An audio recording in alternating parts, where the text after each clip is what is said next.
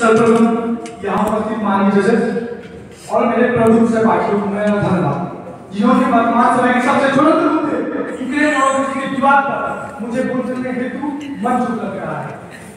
महोदय, यदि हम क्रमबद्ध तरीके से आगे बढ़े, सबसे पहले यह जानना चाहे कि रूस यूक्रेन विवाद की पृष्ठभूमि क्या है, आखिर इस युद्ध का कारण क्या है। जब तक हम इस युद्ध का कारण और इसकी पृष्ठभूमि नहीं जानते, इसे स्पष्ट तरीके से समझ नहीं सकते हैं। मानो यूक्रेन की सीमा पूर्व में रूस और पश्चिम में यूरोप से लगती है। 1991 तक यूक्रेन यूएसएसआर का हिस्सा रहा और 1950 के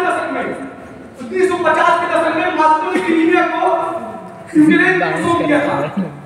किंतु जब 1991 में यूएसएसआर का विघटन हुआ तो बेला बिहार समझौते के दौरान यूक्रेन ने यूएसएसआर के अंतर्गत आने वाले सभी परमाणु हथियारों को रूस को सौंप दिया। हालांकि इस दौरान रूस ने भी यूक्रेन की संप्रभुता का सम्मान करने का आश्वासन किया था।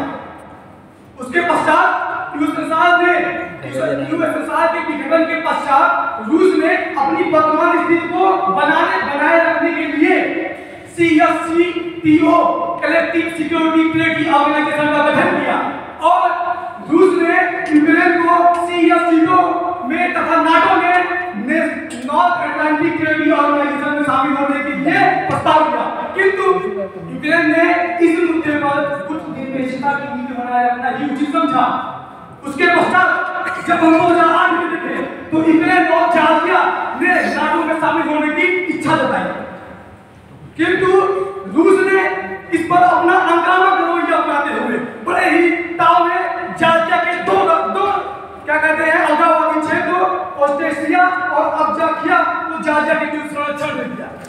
उसके पश्चात जब यूक्रेन ने दोबारा 2021 में नाटो में शामिल होने की इच्छा जताई तब रूस ने उसे अपनी असुरक्षा समझते हुए उस पर युद्ध आरंभ कर दिया और यदि रूस को उस पर असुरक्षा का भय